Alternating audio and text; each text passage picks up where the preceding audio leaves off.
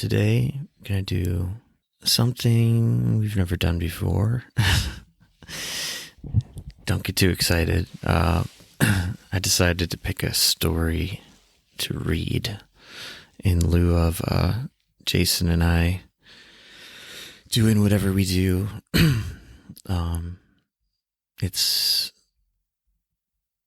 kind of long. I'm wondering if I can do this all in one go, but I think I brought up this story on the podcast briefly before. I recommended the writing of Steven Millhauser. So I'm going to read a story of his called The Dream of the Consortium, which is basically about a shopping center that feels like it's kind of in could be like the 50s or the 70s or the 40s. It's kind of hard to tell. It's definitely sort of pre-computer technology, I feel like. But in any case,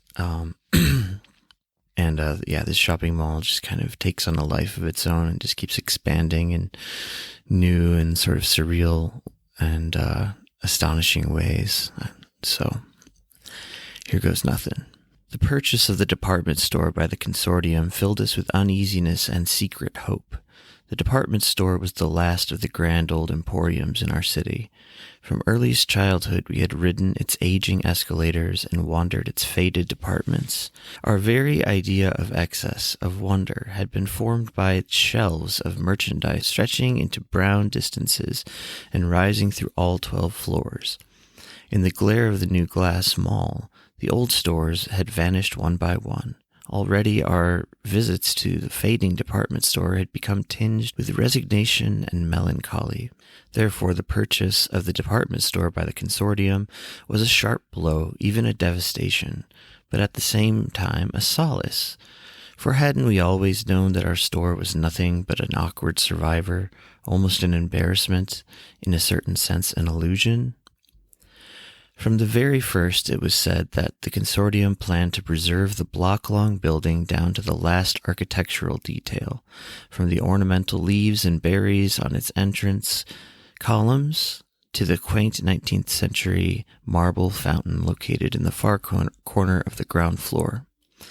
It was rumored that the preserved building was to be turned into suites of offices, but immediately a counter-rumor arose, and now it was whispered that the Consortium planned to revive the department store, to restore it to its former grandeur. Reports began to circulate the Consortium had been purchasing other department stores in other cities, that factories and warehouses belonging to the Consortium were springing up in remote places. To all such talk we listened with a certain reserve, for we no longer knew whether we really desired the rebirth of our department store, or longed only for its continuance in a perpetual brown twilight of decline.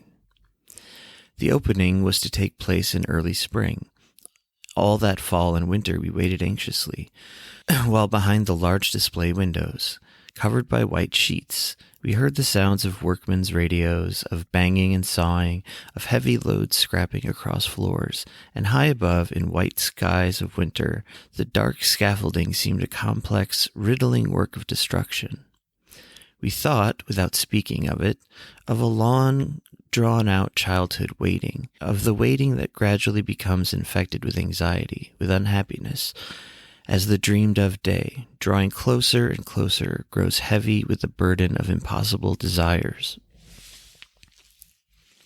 And the day came, a day like all others, a cool spring mid-April morning, and we were struck by surprise. Before our eyes, but as if secretly, a grand department store had sprung up, a new emporium that seemed always to have been there, obscured by the shadow of our faded hopes.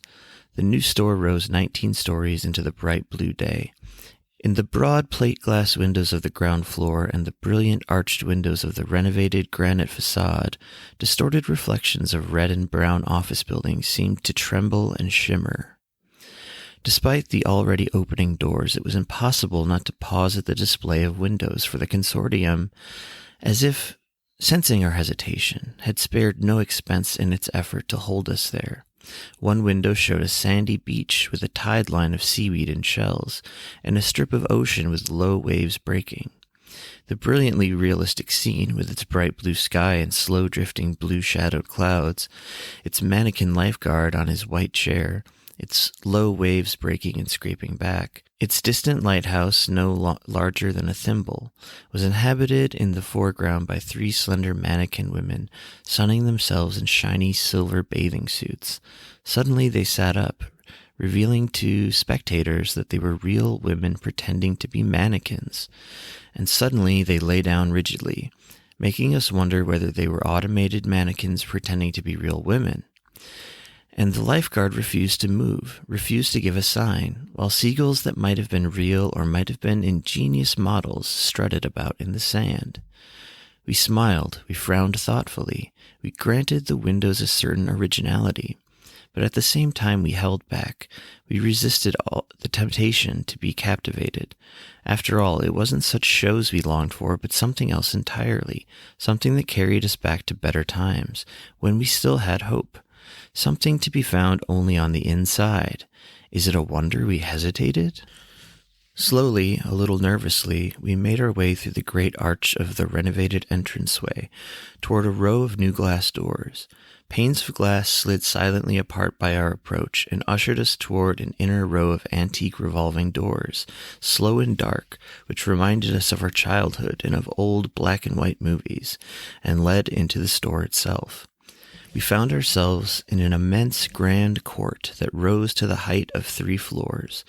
A broad aisle lined with mannequins dressed in bustles and petticoats, top hats and greatcoats, led to the restored fountain with its 6 sculptures representing honesty, industry, invention, commerce, thrift, and the Republic. And we were pleased. Our fountain had never looked so splendid. But we were no fools. We understood perfectly this evocation of a vanished golden age, an age in which none of us entirely believed, was a calculated appeal to something dubious in our natures. And yet we admired the shrewdness of the appeal, even as we refused to be taken in by it. We saw at once the deliberately outmoded architectural style was mixed with aggressively modern touches, such as the glass elevators that rose along the open-work steel columns, and the grand stairway, composed not of marble, but of elegant curving escalators with transparent sides that led to a mezzanine, where customers were already drinking coffee at white metal tables that gave a view of the grand court below. The bold clash of the old-fashioned and the ultra-modern, each setting off the other, each designed to flatter us, to disarm our skepticism, was the most striking effect achieved by the Consortium, whose deeper innovations and intentions revealed themselves gradually. With such thoughts, we ascended the escalators and the glass elevators. We moved warily into the departments, felt our way farther into the depths of the store. We, who have grown up with the old department stores, know that one of the secret pleasures is the sudden, violent transitions between departments, the startling juxtapositions, as in the kind of museum where a room full of old fire engines opens into a hall lined with glass cases containing owls, herons, and sandpipers. In the new department store, we saw the art of juxtaposition raised to bold and unexpected heights. With the exception of the Grand Court, which maintained the straight lines of the classical store, the departments of every floor had been designed to emerge suddenly and dramatically one from the other. So great an effort had been made by the interior designers to avoid clear vistas that many of the aisles were elaborately curved from a shadowy, meandering pathway of highboys, glass-fronted bookcases, and roll-top desks with pigeonholes. There burst into view a bright, unsettling place of long-legged mannequins with pink and green hair, wearing flashes of black satin and white lace. Here and there on glass counters, like mutilated corpses in a mad killer's basement, rose the lower halves of female bodies, upside down with legs in the air.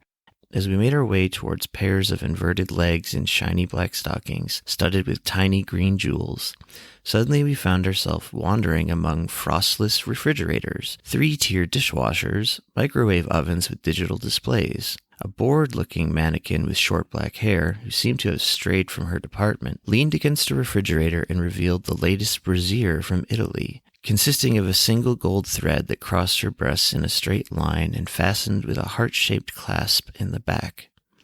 Such transitions and confusions seemed to invite us to lose our way, despite the glass-covered maps posted everywhere.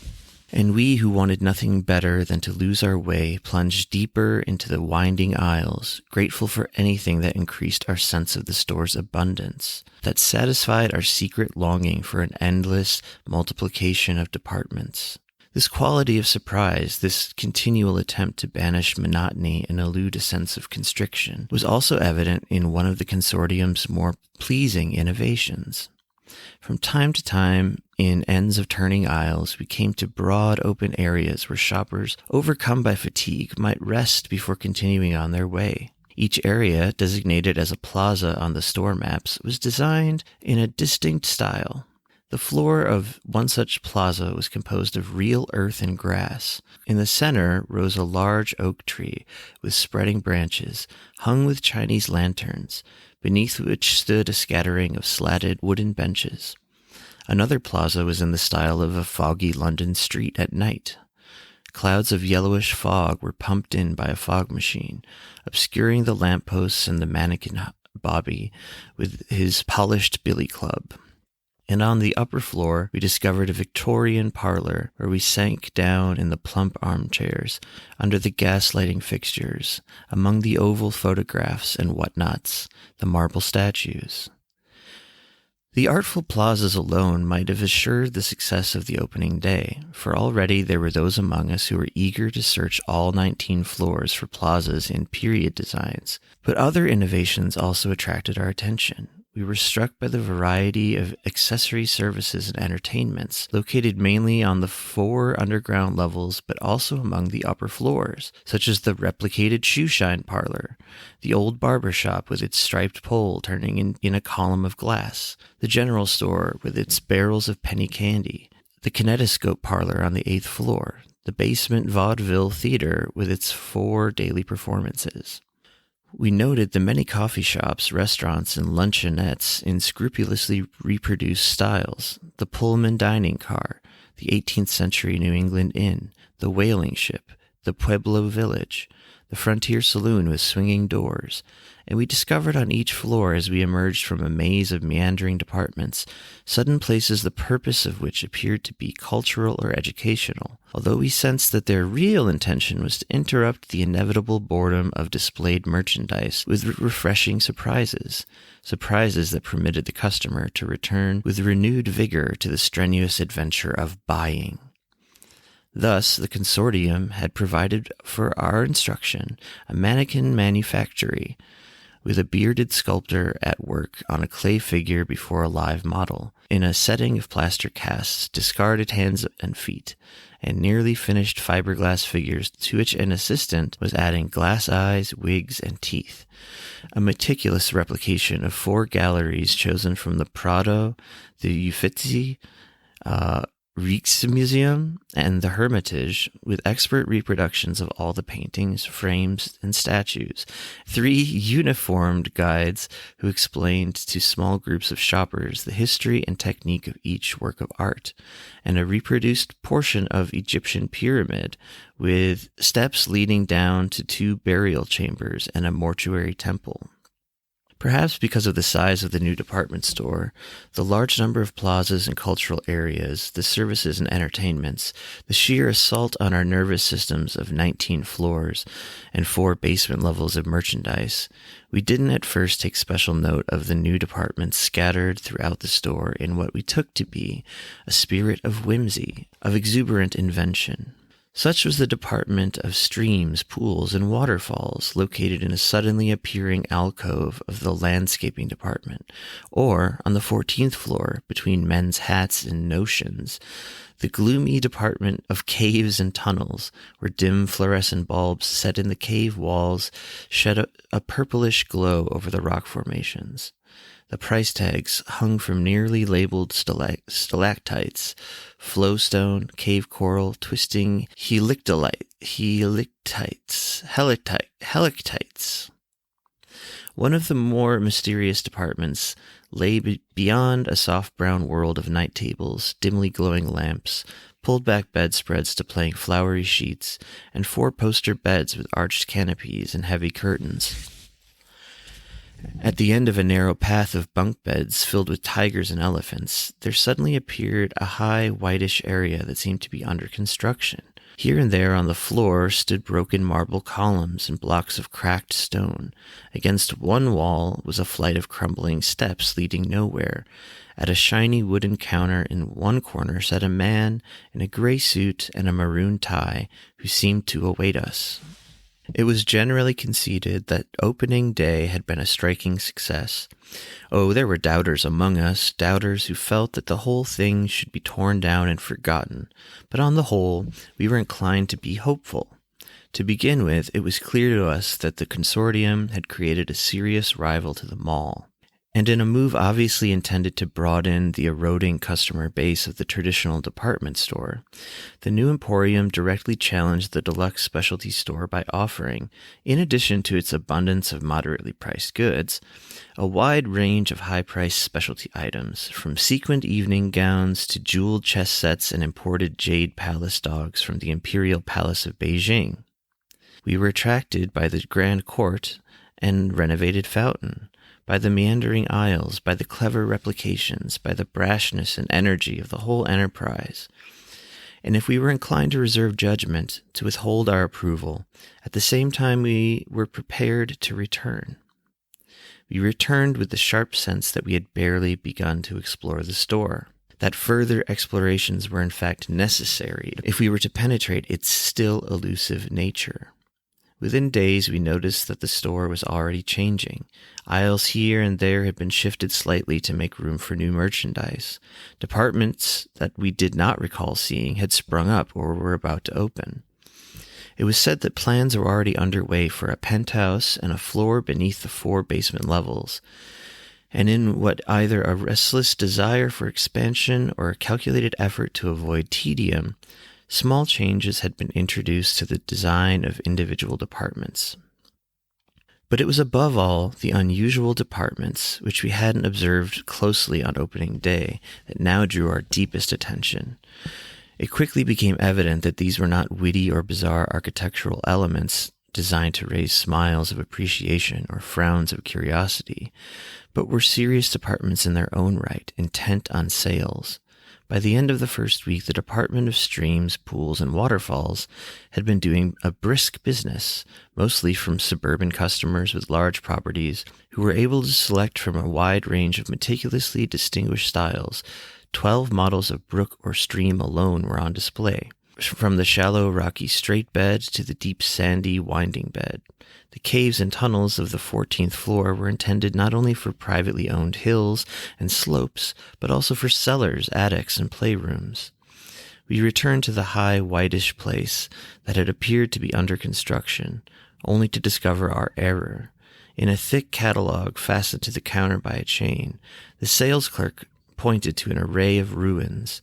All the architectural orders were being offered for sale, including carefully differentiated Greek Doric and Roman Doric, as well as 3 varieties of Corinthian capital, reproduced either in the original stone or, less expensively, in a synthetic equivalent and in various stages of ruin.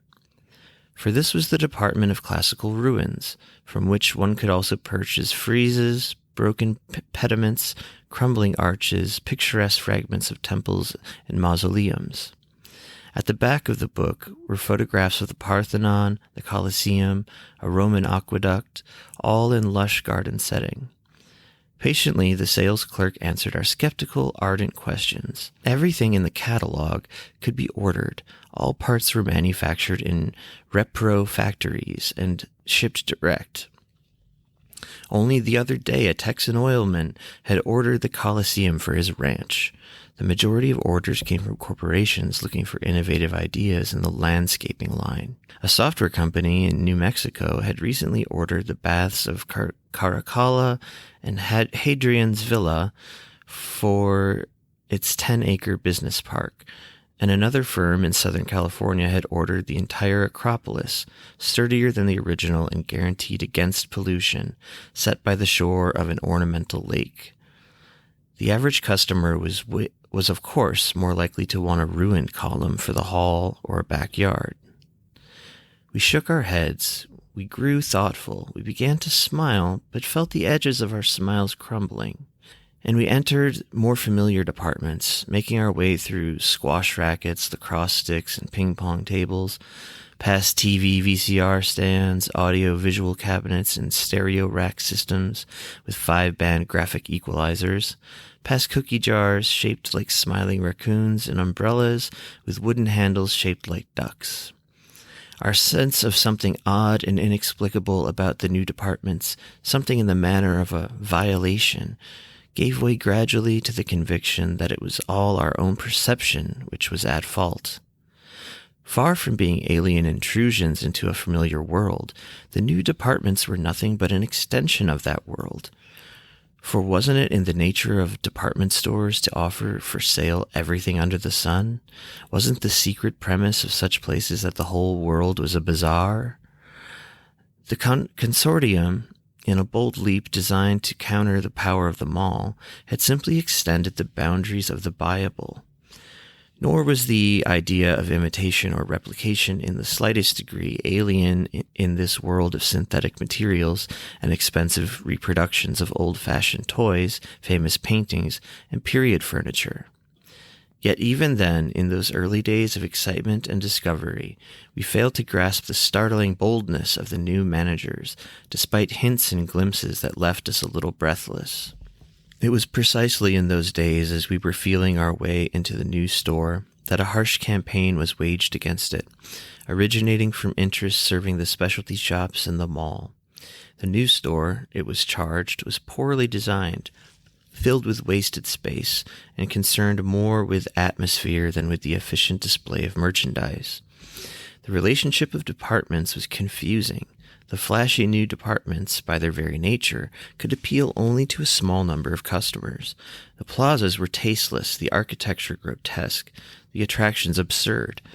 Such easily refuted charges were no more than the familiar stuff of business rivalry, but concerns were voiced by ordinary citizens as well.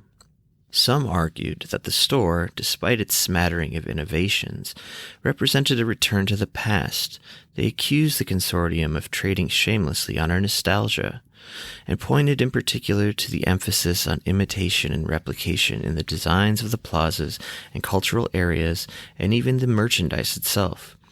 Others, acknowledging the attractiveness and success of the new venture, argued that the very completeness of that success was disturbing, since customers were often reluctant to tear themselves away from the delights of the renovated emporium, and complained of a feeling of disappointment or irritation when they stepped back into the street. Perhaps inspired by these attacks, perhaps prompted by our own doubts and desires, we set out in the course of the next few weeks to explore the new store in detail, to burrow into its depths, to permit none of its elements to escape our interrogation. Above the 13th floor, old-fashioned wood-paneled elevators with brass fittings, operated by polite men in dark red jackets and black pants, rose through the remaining 6 floors, and on every level, at 2 widely separated places, elegant escalators trimmed in mahogany and brass rose up, while beside them, at an angle forming an X, stairfuls of customers floated to the floors below. We passed among dinner plates with pictures of blue windmills on them, footed glass dessert dishes filled with wax apricots, brightly colored 10-cup coffee makers with built-in digital clocks. We wandered past glittering arrays of laser printers and laptops, past brightly painted circus wagons, rolls of brown canvas, and bales of hay, through mazes of pale green bathtubs, onyx sinks set in oak cabinets, pink water closets carved with cherubs. In the depths of the toy department, which covers most of the 11th and 12th floors, there was a sub-department that sold full-size Ferris wheels, merry-go-rounds, and roller coasters. Nearby, we discovered an alcove of scale model cities, including precise wooden and plaster models of Victorian London, Nuremberg in the age of Dürer, and Manhattan in 1925, each containing more than 60,000 separate pieces and capable of being assembled in a frame the size of a sandbox. In the bargain basement on the second underground level, there were alcoves and sub-departments selling imperfect mannequins, discarded display window props, and selected marked-down items from more popular plazas and restaurants. Vistas painted on cardboard, cobblestones made of fiberglass, papier-mâché bricks. New departments appeared to be springing up everywhere, as if to keep pace with our desires. And it was rumored that somewhere on the 14th or 15th floor, in a small department with a desk and a catalog, corporations with fabulous sums at their disposal could order full-size replicas of entire ancient cities. Such rumors lent excitement to our investigations, but at the same time they obscured our sense of things. They contaminated our perceptions, so that among us there rose a new skepticism, which itself interfered with the direct evidence of our senses and delayed for a while our deeper understanding of the store.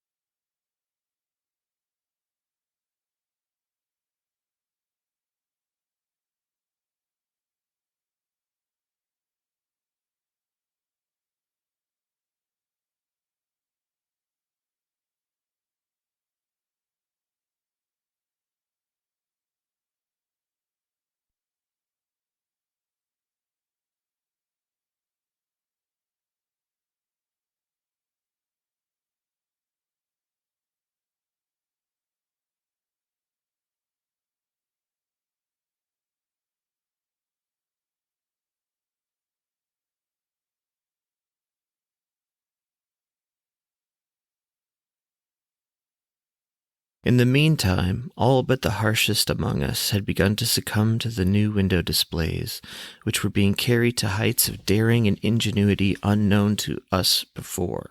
We heard that the Consortium had hired from a gray icebound city in Eastern or Northern Europe, where the pale sun shone for only 2 hours a day, a brooding and temperamental window display artist, providing him with a staff of mannequin makers, automaton masters, miniaturists, stage set designers, and window engineers, and promising him an unheard-of freedom in developing the display windows of the new store.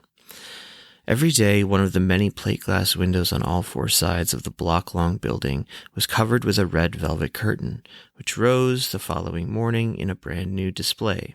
One window showed a 6-foot scale model of a 34-story hotel in which each of its more than 200 rooms was lit up in turn, revealing in each instance an exquisitely detailed scene performed by miniature automated figures. A little man was murdering a little woman with repeated stabbings of a little bloody knife. A beautiful miniature lady seated at a vanity table with an ornate mirror was reading a letter and weeping hysterically. A young woman opened a closet and was embraced by a skeleton. In another display window, full-sized mobile mannequins in jeweled sunglasses and transparent silk bathing suits, assumed elegant, languorous poses in a realistic jungle setting populated by live parrots and monkeys, as well as a disturbing lion that paced back and forth and only gradually revealed itself to be a machine. One of the more popular windows was a marionette theater, in which plays with diverse settings, a Mississippi paddle steamer, a Turkish harem, a Parisian fashion show stalked by a strangler, were performed by marionettes whose costumes had been designed by a celebrated designer. Despite such allusions to the sale of merchandise, many of the windows reveled in their freedom and quickly developed in purely artistic directions. A striking window of this kind began as a conventional display of animated mannequins in transparent raincoats and bikini underwear, and grew swiftly into a series of variations on the theme of rain. A rain machine, a wind machine, mirrors, and colored lights combined to form shifting patterns of windswept rain, as if the display artist were engaged in the exploration of a new art, an art of rain. Yet even such windows, which seemed to disdain the vulgar sale of merchandise and aspire to higher things, tantalized us by their very aloofness and made us search for secret relations that continued to elude us. It wasn't until the end of the third or fourth week, when the criticisms had diminished to a mere whisper, when even the doubters had to admit that the new store had about it an air of solidity and permanence, that we at last permitted ourselves to give way entirely to the lure of the new emporium, to abandon ourselves to the meandering aisles, the hidden alcoves. We applauded the adventurous window displays, welcomed the newest and most daring departments, wandered the floors delighting in every shift and change, in the always varied rhythms of the interior design. Departments of steel radial tires, salted nuts, snowblowers, shower curtains printed with reproductions of famous impressionist paintings, and triple-track windows gave way to departments of Moorish courtyards, volcanoes, Aztec temples. These new and unconventional departments formed no pattern of distribution, but as we ascended escalators and strode through swiftly changing scenes, it came over us that the distinction between old and new, familiar and unfamiliar, was our own.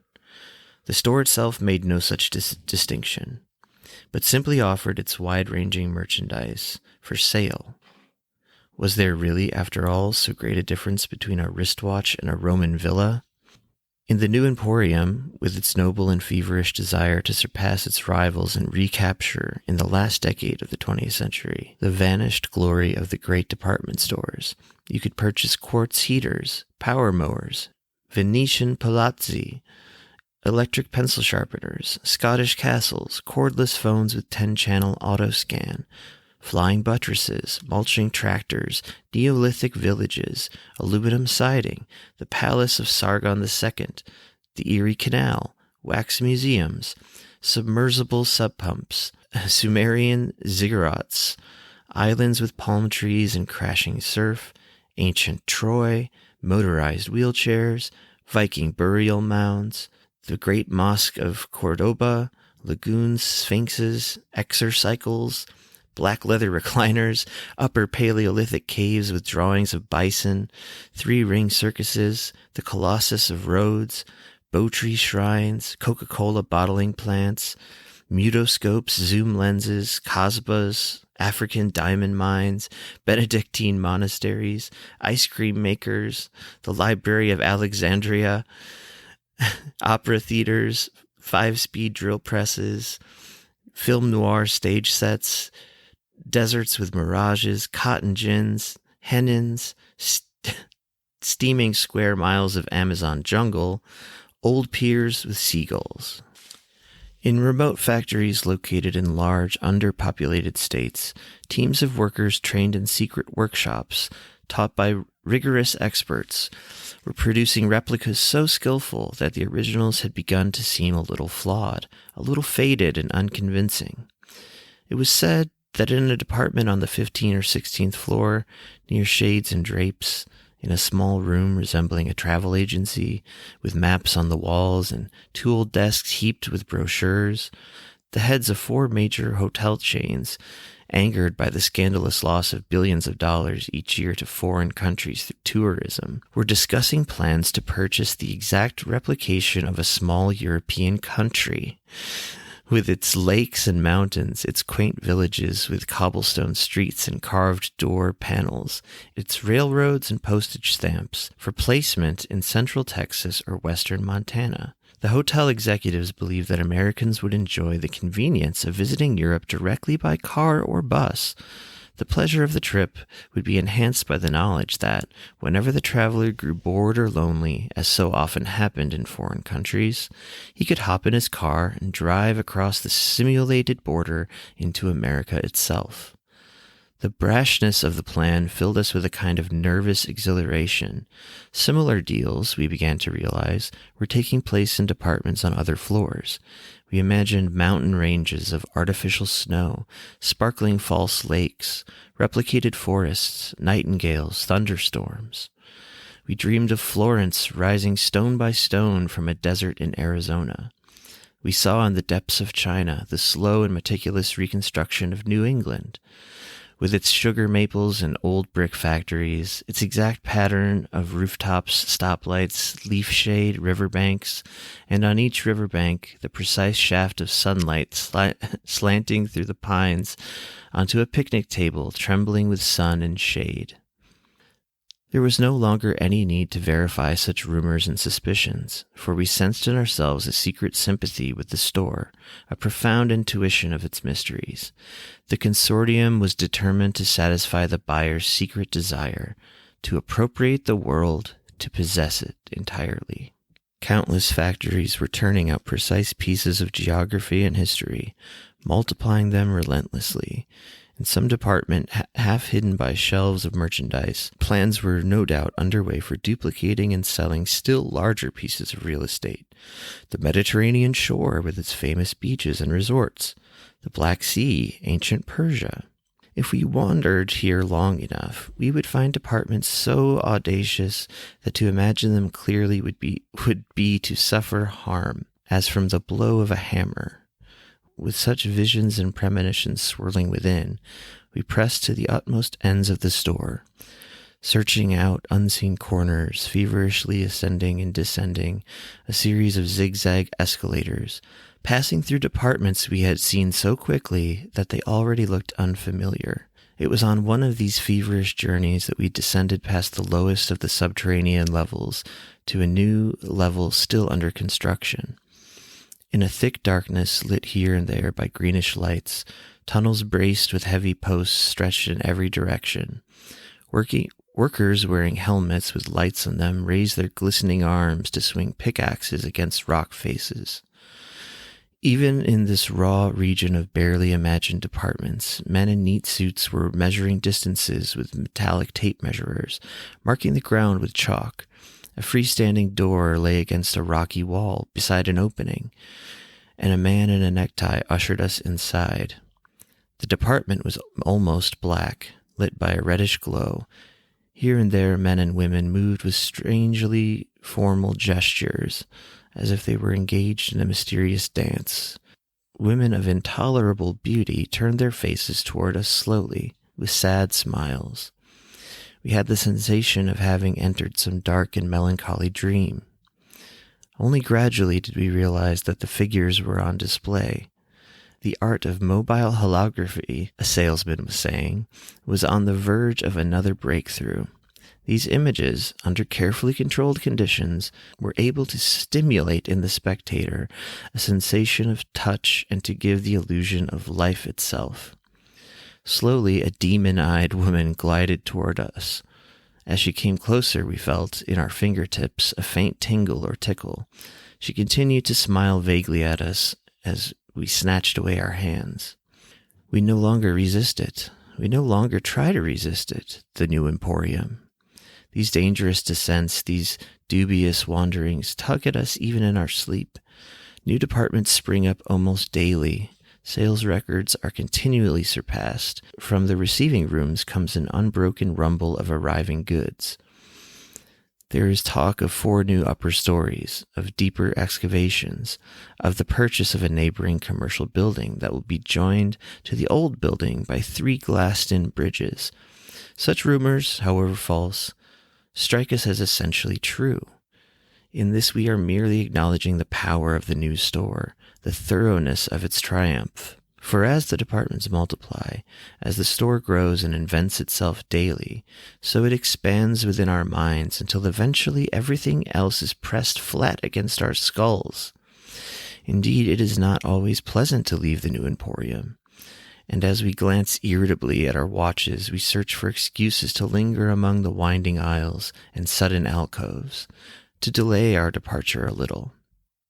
But at last we must step through the parting glass doors, bewildered to find ourselves in sunlight. Across from us the buildings, dark rose in hue, lie in late afternoon shadow.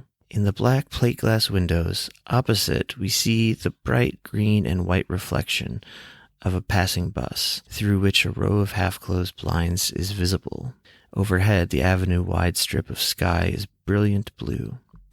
As we hurry along the sidewalk, we have the absurd sensation that we have entered still another department, composed of ingeniously lifelike streets, with artful shadows and reflections, that our destinations lie in a far corner of the same department, that we are condemned to hurry forever through these artificial halls, bright with late afternoon light, in search of a way out. So that's the story. Hope you liked it. I hope I read it all right. Yeah, I don't know. I mean, it seems obvious to me how this could possibly connect with the holiday season. Yeah. I might try this with another story again when I need to do something sort of solo-ish, since Jason and I have anyway, I've explained it, but yeah, we're basically doing one episode a week actually together, while I'm on the other side of the earth from him, and but I still want to put something out in the latter half of the week. So I don't know, it'll be a surprise to you and me what comes next. I guess I can say go to heatdeathpod.com. You can go to Twitter and find Heat Death Pod there. Write to us, etc. We also have patreon.com/heatdeathpod. Just trying to break even over there. And yeah, it's Christmas Eve. In America, at least. Timestamp 1:18 p.m., December 24th, 2021. Year of our Lord, Millhauser. All right. See you on the flippity flop.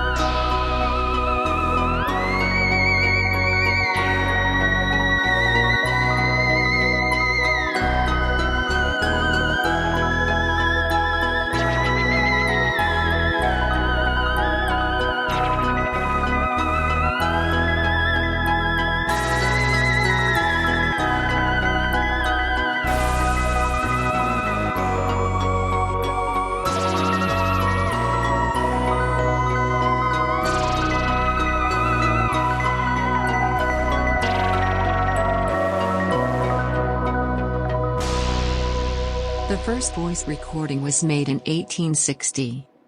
It was a 10-second fragment of the French folk song Au clair de la lune recorded by inventor Edward Leon Scott de Martinville.